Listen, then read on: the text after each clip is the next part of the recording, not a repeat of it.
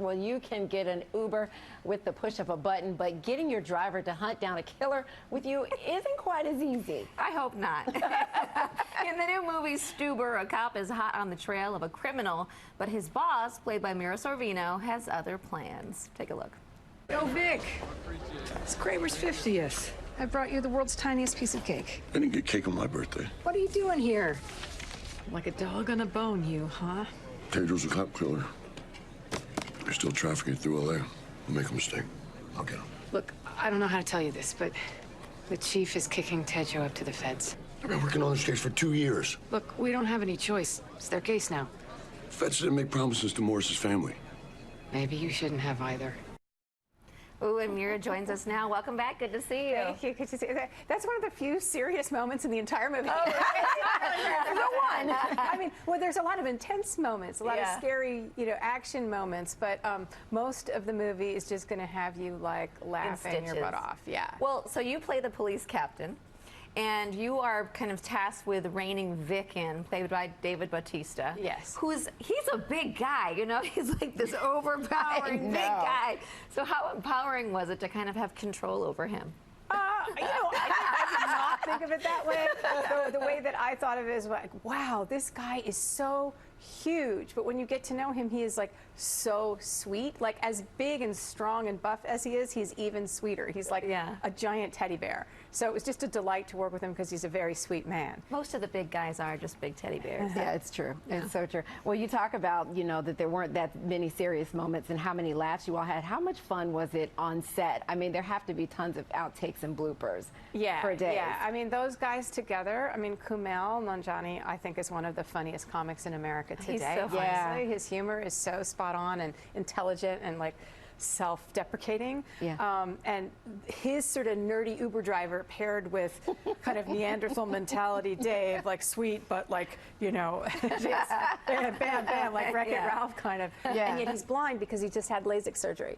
So he commandeers this Uber to chase this criminal sort of off the books. Like he does it, his boss told him to stop pursuing this criminal. So he's sort of going rogue in a tiny Uber, like an electric Uber. Right. And Kumail is very worried that he's not going to get his 5-star rating. Right. And it keeps going down and down as the night goes on. And he wants to get back to this woman he's in love with. And meanwhile, Dave Bautista is a man on a mission to try and get the guy who killed his partner. But together, they're such opposites. It's such an odd couple. Yeah. And it's really kind of, they teach each other how to be better men. And it's sort of strange, but it's like you think it could be like a really, I don't know, sort of offensive but funny movie. I mean, there are some raunchy moments in it, but it's actually very woke as a movie. Like, it's like the stuff they talk about is kind of amazing. It's sort of lifting the veil behind like what guys are thinking about, both on the sort of more millennial intellectual side and on the traditional machist side. It's amazing. It's so funny. It actually sparked a conversation in our office this morning about, what kind of Uber passenger we all are. Did it make you think about that? Because are you a talker? Are you not a talker? I talk to my Uber driver, and so does our producer, and we both have low ratings. So maybe they don't want you to talk. Yeah. My daughter says I have a terrible rating. I didn't think it was that bad. I mean, it's above a 4, but I think it's probably because sometimes I'll bring a dog or I'll eat in the car and get like crumbs, and then I'm trying to pick them up. So and then I take a long time getting out because I always have too many bags. And so it's like, I'm sorry, I know ride's over. And all these things matter, apparently. Well, let's talk about your community service and all that you do to give back. People magazine just called you a Hollywood warrior for all your amazing activism. Why is it important for you to take the time to do that in addition to acting and working? I came from a family where service was really important. My mom used to volunteer her time at this helpline for suicide prevention.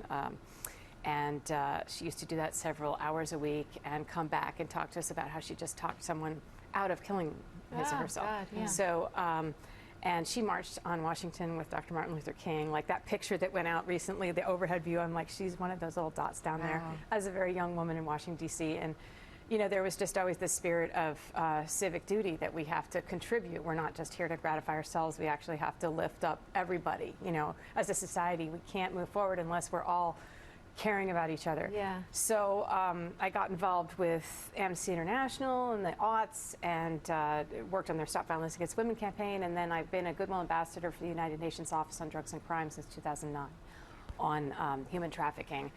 And obviously, I'm sort of a member of the Me Too and Time's Up movements.